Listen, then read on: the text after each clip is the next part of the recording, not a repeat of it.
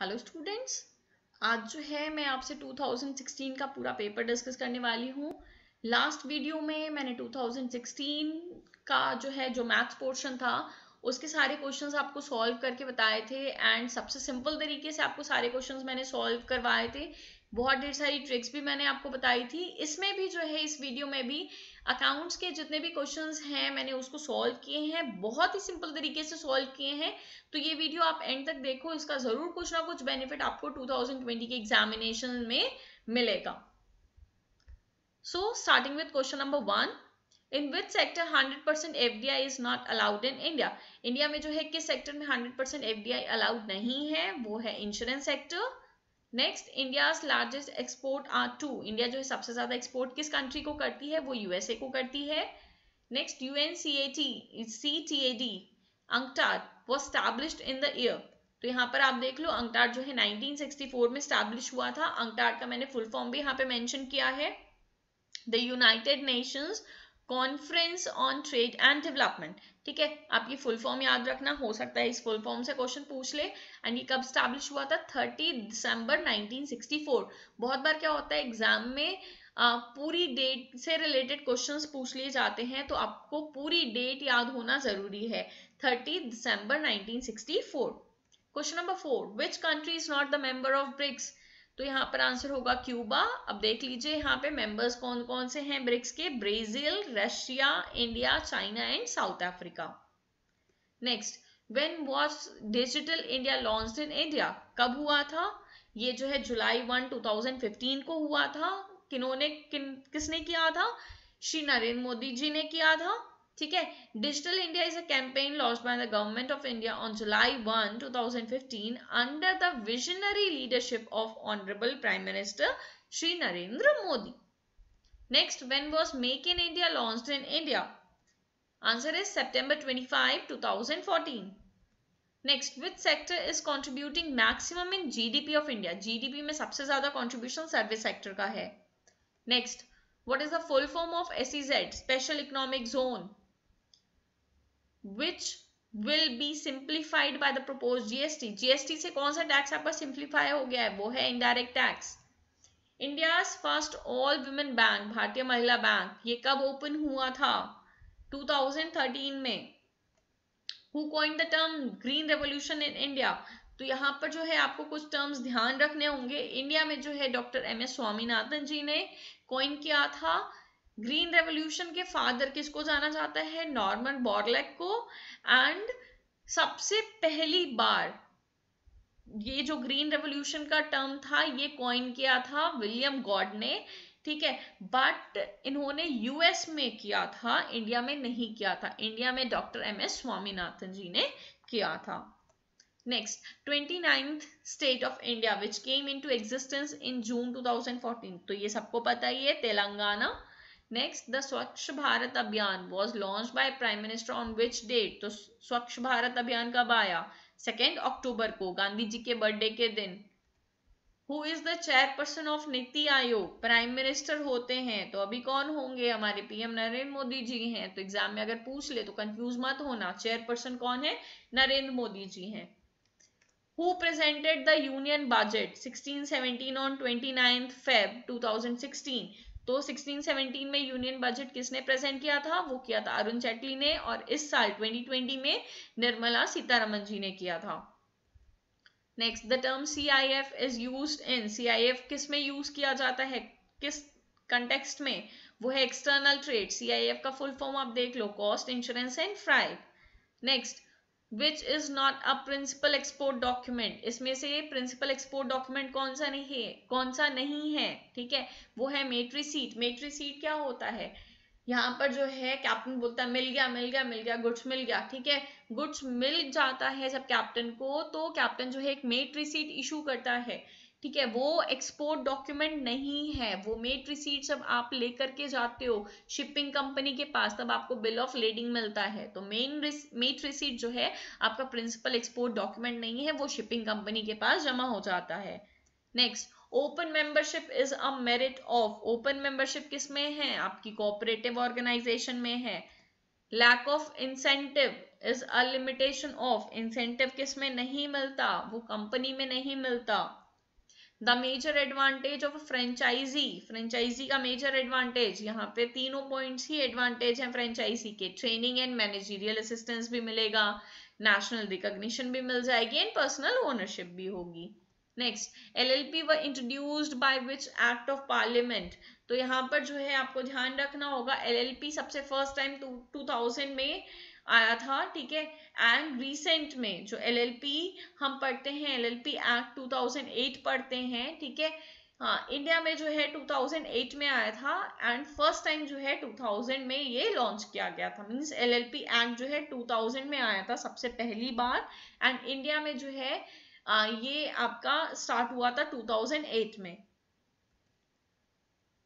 In India, LLP Act 2008 came into force on 31st March 2009. तो ये भी आपको ध्यान रखना होगा कि LLP Act इंडिया में जो है 2008 में आया एंड देन ये जो है फुल फ्लेज में came into force on 31st March 2009. Which is an unincorporated organization, इसमें से unincorporated कौन सा है, वो है general partnership. Next, which is not a long term source of business finance, इसमें से लॉन्ग टर्म सोर्स कौन सा नहीं है, वो है ट्रेड क्रेडिट, ये छोटे समय के लिए होता है। Which of the following is not feature of company, इसमें से फीचर कंपनी का कौन सा नहीं है, वो है म्यूचुअल एजेंसी, ये पार्टनरशिप का फीचर है। Next, equal voting right is related to cooperative organisation, one man one vote. Non transferability of share is a feature of, किसके शेयर ट्रांसफर नहीं कर सकते, वो पार्टनरशिप के शेयर ट्रांसफर नहीं हो सकते। Membership by birth is related to, पैदा होते ही हक मिल गया, जॉइंट हिंदू फैमिली बिजनेस या फिर Hindu undivided family business. Which is not a feature of sole proprietorship, इसमें से सोल प्रोप्रीटरशिप का कौन सा फीचर नहीं है, वो है अग्रीमेंट, अग्रीमेंट किसी से नहीं करना है, अकेले काम करना है। Trade includes buying and selling, which is not an economic objective of business, इसमें से economic objective business का कौन सा नहीं है, वो है point number A, generation of employment, ये हमारा जो है सोशल ऑब्जेक्टिव होता है। The method through which railway engine drivers are trained is known as, railway engine drivers को किस मेथड से सिखाया जाता है, vestibule training. Unity of command is violated under, unity of command ये फंक्शनल ऑर्गेनाइजेशन में वायलेट होता है, क्योंकि फंक्शनल ऑर्गेनाइजेशन में बोला गया है there will be a total of 8 bosses, एक बॉस नहीं, 1 बॉस नहीं होंगे, 8 बॉसेस होंगे। Purchase manager talking to production manager, ठीक है, दोनों सेम लेवल पे काम कर रहे हैं, means horizontal communication. A promoter of business enterprise में बी, प्रोमोटर कोई भी हो सकता है, इंडिविजुअल भी हो सकता है, फर्म भी हो सकती है, कंपनी भी हो सकती है। For selection on non-managerial post, which of the following is used, ठीक है, नॉन मैनेजरियल पोस्ट है मतलब कि छोटे लेवल की पोस्ट है, तो आप जो है सबसे इजी मेथड से मींस पैटर्न इंटरव्यू के थ्रू सिलेक्शन करेंगे। Which of the following is not an element of planning, planning का इसमें से कौन सा एलिमेंट नहीं है, वो है principal. When the subordinates are disciplined, experienced and qualified, which of the following leadership style will be more appropriate, जब आपको आता है, आपको पता है, समझ में आता है कि आपको क्या काम करना है, आप डिसिप्लिन भी हो, एक्सपीरियंस भी हो, तो हम आपको फ्री छोड़ देंगे, तो फ्री रियन या लेजेस फेयर बोल सकते हो आप इसको। Find out the odd from the following, इसमें जो है आपका ऑड वन आउट है race theory. Which is the highest form of democratic organisation from the following, सबसे ज्यादा डेमोक्रेसी जो है आपको कमिटी ऑर्गेनाइजेशन में मिलती है। Next, find the odd from the following, wheel, probability, cluster, gossip, तो इसमें जो है व्हील जो है आपका फॉर्मल कम्युनिकेशन है एंड बाकी जो है आपका इनफॉर्मल कम्युनिकेशन का पार्ट है। पॉस्टकॉव वर्ड वाज गिवन बाय, ये तो आप एकदम याद कर जाओ, बहुत ही इंपॉर्टेंट क्वेश्चन है, Urwick and Gulick. Next, find the odd from the following, speed boss, repair boss, disciplinarian, inspector. मैंने जो है यहाँ पर अपनी वीडियोस में आपको एक कोड वर्ड बताया है, डर्ट सर्जी, तो यहाँ पर आप देखो आपका SIR, ठीक है, और D जो है D ऑड वन आउट है, डिसिप्लिनेरियन जो है यहाँ पे ऑड वन आउट है। यहाँ पर जो है गैंग बॉस जो है एक साथ है, speed boss, repair boss, inspector and gang boss. Disciplinarian आपका डिफरेंट है। Which is the right sequence of management function? तो planning, organising, staffing, directing, controlling. Directing के बाद आप मोटिवेटिंग रख सकते हो क्योंकि डायरेक्टिंग का ही पार्ट है motivating. Next, selection of best option among available different options. Choose करना मीन्स डिसीजन लेना, decision making. Theory of exception was propounded by F W. Taylor ने थ्योरी ऑफ एक्सेप्शन दिया था। Size of IPv6 address is, IPv6 address का size क्या है? 128 bits है। Which of the following is an example of Bluetooth? Bluetooth थोड़े ही दूर में काम करता है, मीन्स पर्सनल एरिया नेटवर्क देता है ये। To communicate live through internet which is used chat, right. Which one is not an example of computer hardware? Hardware का एग्जाम्पल कौन सा नहीं है? MS वर्ड नहीं है। Linux is a operating system. LAN stands for local area network. Which one does calculations for CPU? CPU के लिए calculation कौन करेगा? ALU, arithmetic logic unit. DTP stands for desktop publishing. CPU stands for central processing unit. To join the internet, the computer is connected to, computer जो है किससे connect किया जाता है? ISP से, इंटरनेट सर्विस प्रोवाइडर से। Which type of printer uses ribbon? Ribbon किस printer में यूज होता है? वो है dot matrix printer. Which will not harm a computer system? Firewall, ये प्रोटेक्शन देता है, हार्म नहीं करेगा। Which was the most popular first generation computer? First generation computer IBM 1650. The quality of printer is measured by which unit? DPI, dot per square inch. In Windows operating system, the type of file with the .mpeg extension indicates, ये जो है video file है। 15 men।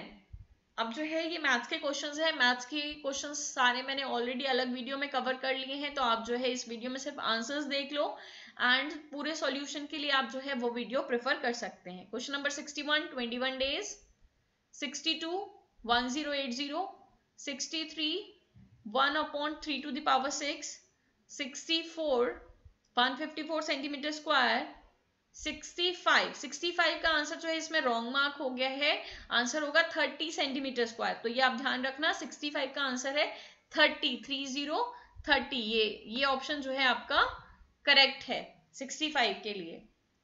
66, 252 centimetre square, 67 option C, 68 option A, 69 option B, 70 option C, 71 option B, 72 option A, 73 option D, 4000, 74 option B, 75 option C. अब जो है हम economics के questions की तरफ मूव करते हैं। Which is used for international monetary transfer? तो ये है स्विफ्ट। स्विफ्ट का फुल फॉर्म देख लो, society for world wide inter bank financial telecommunication. ठीक है, society for world wide inter bank financial telecommunication. Next, which is not a quantitative method? ठीक है, क्वांटिटी मीन्स नंबर। ठीक है, तो इसमें जो है क्रेडिट रैशनिंग, ये आपका ऑड वन आउट है, ये आपका क्वालिटेटिव मेथड है। The issue of currency notes by RBI is, ये जो है किस सिस्टम पे? Minimum reserve system. ये क्वेश्चन जो है रिपीट हुआ है आपका आगे के ईयर्स के क्वेश्चंस में भी। Dead stock of a bank is office building furniture. ठीक है, क्यों? क्योंकि डेड स्टॉक किसको बोलते हैं? जो अनसोल्ड आइटम्स होते हैं, जो आपके वेयर हाउस में या स्टोर में पड़े हुए हैं फॉर अ लॉन्ग टाइम। तो बैंक के लिए जो है ऑफिस बिल्डिंग फर्नीचर वो बेचने का सामान है ही नहीं, ना ही जो है उससे कुछ भी अर्न हो रहा है, ना ही उससे कुछ भी प्रोडक्शन हो रहा है। ठीक है, इसलिए क्या है? डेड स्टॉक है। All the asset of a bank, the most non profitable asset is, सबसे ज्यादा non profitable asset, same building furniture and cash. ठीक है, यहां पर जो है ये आपका नॉन प्रॉफिटेबल एसेट है। Which of the following is an asset for a bank? Reserve fund. Question 82, to reduce the inflationary gap, inflationary gap reduce करने के लिए आपका option A and B, the amount of tax should be increase and the production of goods and services should be increased. 83, according to transaction approach, which of the following factors determine the general price level? यहाँ पर जो है आपका A and B above होगा, means option number A and B. Quantity of money in circulation, its velocity and volume of trade, and दूसरा point है volume of credit instrument and its velocity. The prevalent name of gold currency standard is full gold standard. Next, Indian rupee is standard token money. Which is considered as economic evil of money? Option D, encouragement to borrowing and overcapitalization. 87, the relationship between value of money and general price level is inverse relationship. NABARD has been established on recommendation of Shiv Raman Committee. Next, monetary standard refers to option C, principal method of regulating the quantity and the exchange value of standard money. 90, actual money refers to unit of currency. Next, the use of FIFO method is suitable. FIFO method आपका कब suitable है? At falling prices. 92, Del credit commission is calculated on. तो ये किस पे calculate होता है? Total sales पे calculate होता है. ठीक है, इसके लिए मैंने कुछ information mention की है, ये आप देख लो. Del credit commission is allowed by consignor to the consignee. ठीक है, कौन अलाउ करता है? कंसाइनर करता है किसको? कंसाइनी को, for taking responsibility of the bad debts that में अराइज. जो पैसे डूब जाएं उनके लिए जिम्मेदारी लेने के लिए, अगर उनके लिए वो जिम्मेदारी लेते हैं कंसाइनी, तब जो है ये कंसाइनर जो है कंसाइनी को कमीशन देते हैं. और इसको जनरली जो है टोटल सेल्स पे कैलकुलेट किया जाता है, sum of cash sales plus credit sales. Next, interest on drawings is a gain for the business. Interest on drawing है, पैसा आएगा, it's a gain. Profit on cancellation of old debentures is transferred to capital reserve. Next, all adjustment entries in final account are written at two places. ठीक है, या तो trading में या PL में, इन दोनों में से किसी एक में, और दूसरा बैलेंस शीट में. Option D.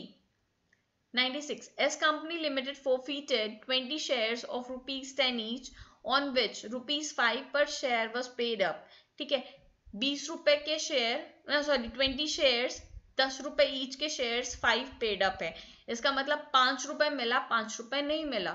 20 रुपीज के शेयर पे 5 रुपए मिला, मीन्स कितना मिला आपको? 100 रुपीज. नेक्स्ट देखो, company issued the shares at ₹8 fully paid up. तो आइए हम इसका सॉल्यूशन देख लेते हैं. आपके 20 शेयर्स हैं, 5 पर शेयर, तो कितना मिला? 100 मिला. ठीक है, तो 100 आपने हड़प लिया, फॉरफिटेड अमाउंट है वो. नेक्स्ट आप देखो, कंपनी ने रीइशू कर दिया शेयर्स को 8 फुल्ली पेड अप पे. इसका मतलब जो है 2 रुपए के डिस्काउंट पे इशू कर दिया. ठीक है, तो ये 2 रुपए की भरपाई किससे होगी? फॉरफिटेड अमाउंट से होगी. तो 40 रुपीज जो है उसमें से आप डिडक्ट कर दो, आया कितना? 60. ये 60 जो है कैपिटल रिजर्व में ट्रांसफर हो जाएगा. आप जो है ऑलरेडी क्लास 12th में ढेर सारी जर्नल एंट्रीज इससे रिलेटेड कर चुके हो. मैंने सिर्फ आपको वैल्यूज बताई हैं, किस तरीके से आप अमाउंट डायरेक्टली यूज करते हो क्वेश्चन सॉल्व करने के लिए, कैसे आप इसको यूज कर सकते हो. Next, under annuity method the amount of depreciation. ये क्या होता है? एन्युइटी मेथड में डेप्रिसिएशन की अमाउंट फिक्स कर दी जाती है सारे साल के लिए. Next, income and expenditure. Income है, एक्सपेंडिचर है, तो नॉमिनल से रिलेटेड है, आपका nominal account. In the event of death of a partner the accumulated profit and losses are shared by the partners in their. अगर कोई पार्टनर डेथ कर जा रहा है तो इसमें जो है हम शेयरिंग किस में करते हैं? ओल्ड प्रॉफिट शेयरिंग रेशियो में करते हैं. A and B are partner sharing profit and losses in the ratio 3:2, और सी आ गया 1/3 शेयर लेकर के प्रॉफिट में, तो न्यू प्रॉफिट शेयरिंग रेशियो. ये तो बहुत ही सिंपल सा क्वेश्चन है.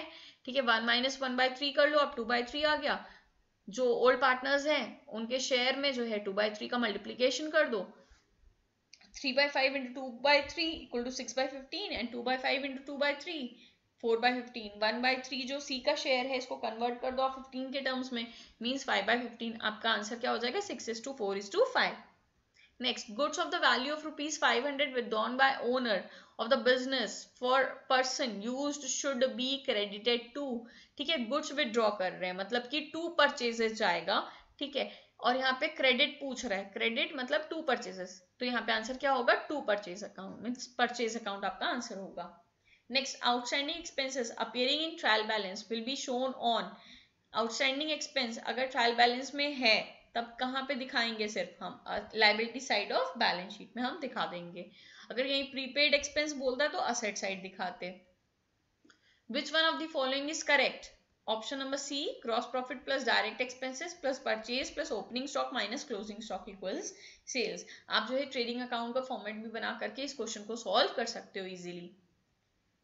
If a trader sales amount to rupees 18,000 and his gross profit and net profit are 60% and 40% of sales respectively, उसके एक्सपेंस हमें निकालने हैं। तो आप जो है ग्रॉस प्रॉफिट कैलकुलेट कर लो, नेट प्रॉफिट कैलकुलेट कर लो, माइनस कर दो, वो जो डिफरेंस होगा वही एक्सपेंस होगा।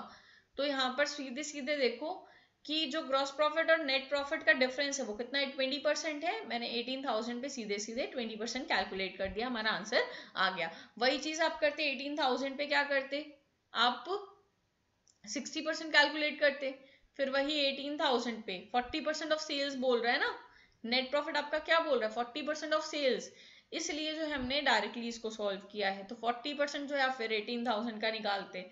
तो बेटर ऑप्शन क्या है, 60 माइनस 40, 20% निकाल दो 18,000 का, वही आपका आंसर हो जाएगा। Next, a sole proprietor decided to use a business bank account also for his personal affairs. Which of the following accounting principle is violated? तो यहाँ पर हमेशा हमने पढ़ा है बिजनेस एंटिटी कॉन्सेप्ट में कि बिजनेस अलग होगा, आपका पर्सनल अफेयर्स अलग होगा। तो यहाँ पे कौन सा कॉन्सेप्ट, कौन सा जो है प्रिंसिपल वायलेट किया गया है, entity, business entity. Next, on which date the rail budget for 16-17 was presented in parliament?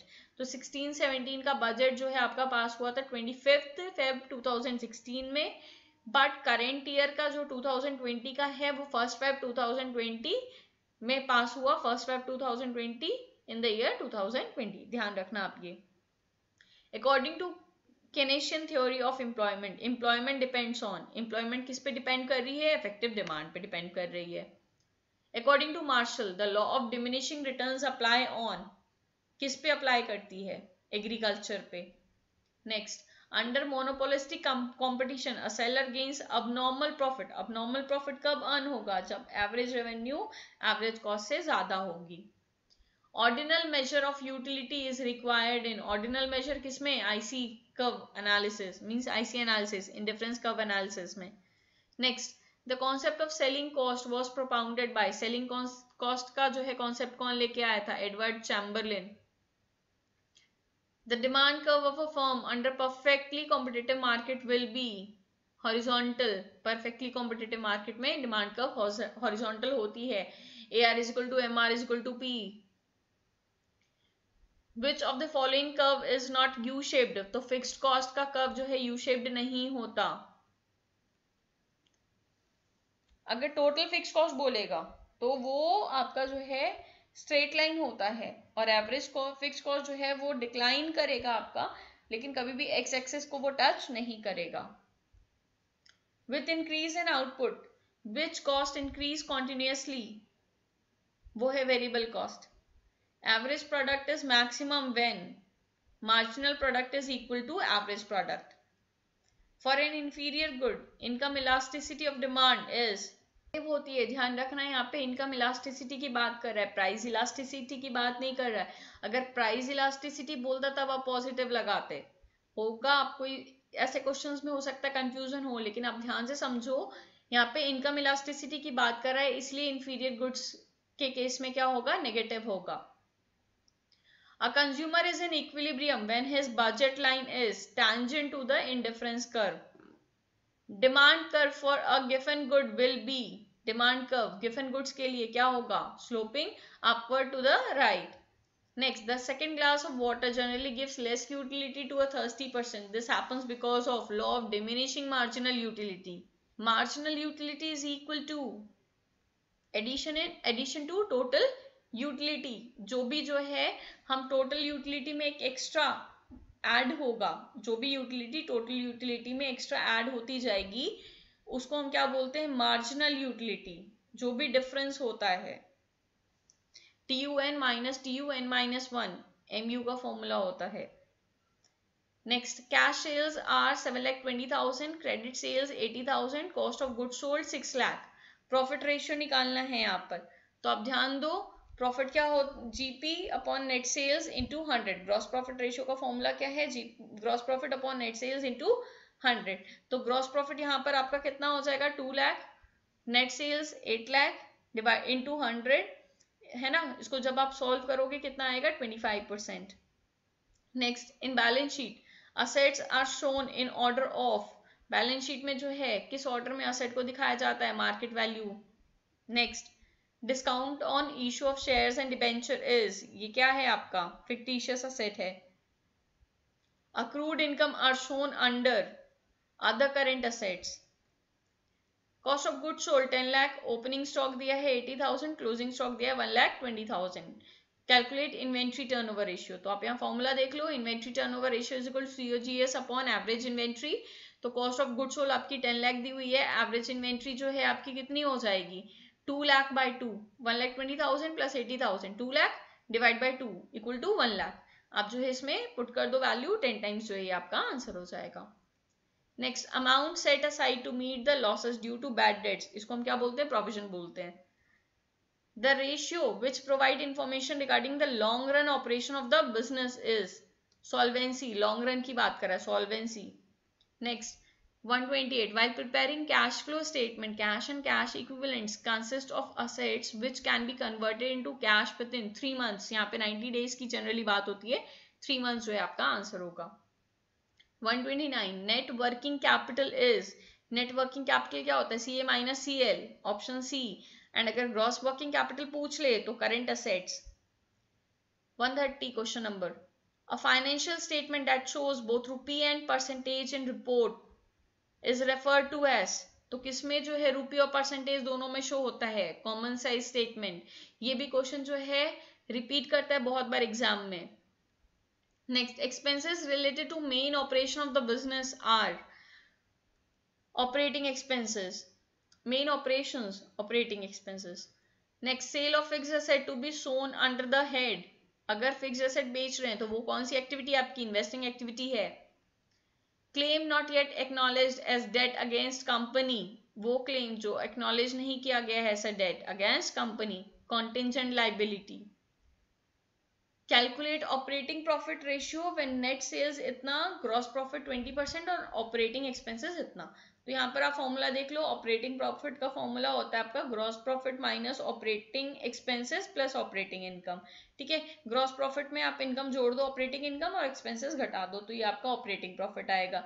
तो यहाँ पर जो है आपका ऑपरेटिंग प्रॉफिट कैलकुलेट करने के लिए ग्रॉस प्रॉफिट निकाल लो आप। ग्रॉस प्रॉफिट 20 लाख का 20% मतलब कि 4 लाख, एंड ऑपरेटिंग एक्सपेंसेस 40,000 दिए हैं, ऑपरेटिंग इनकम दी नहीं है इसलिए 0 मान लिया।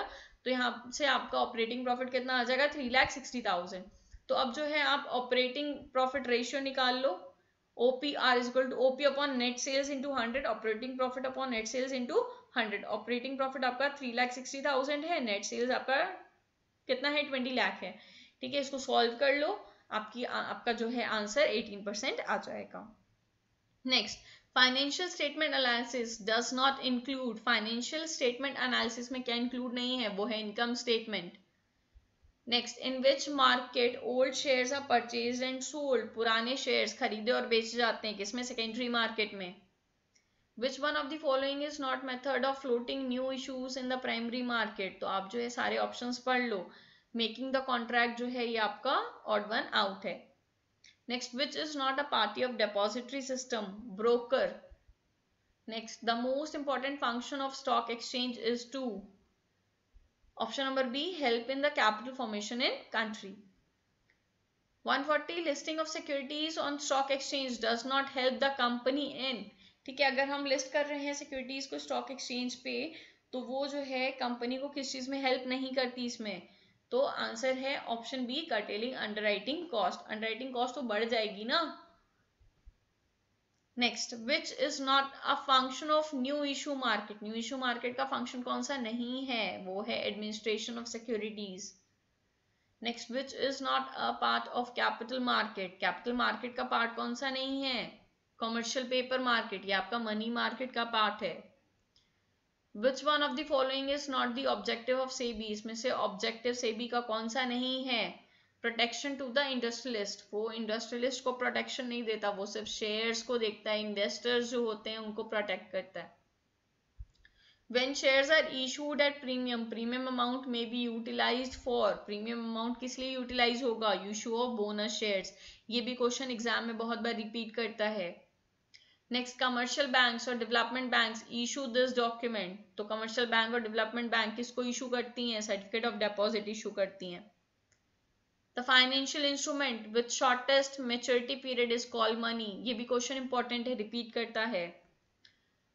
In India, Nifty and Sensex are calculated on the basis of free float market capitalization. ध्यान रखना, free float market capitalization. Next, SEBI was established in 1988. ये ध्यान रखोगे, 1992 मत लगा के आ जाना। On dissolution of firm, all the assets are transferred to realization account at their किस वैल्यू पे? बुक वैल्यू पे। And the last question, total number of stock exchange in India is, पहले जो है घटे थे बट करेंट जो है इस ईयर में 23 है, तो ये आपको ध्यान रखना होगा। Total number of stock exchange in India is 23। Thanks for watching the video. These were 150 questions of 2016 examination. I have updated it as per 2020 requirement and I have given you all the solutions according to the 2020 examination requirement. Keep studying, keep rocking. Have a good day. Bye bye.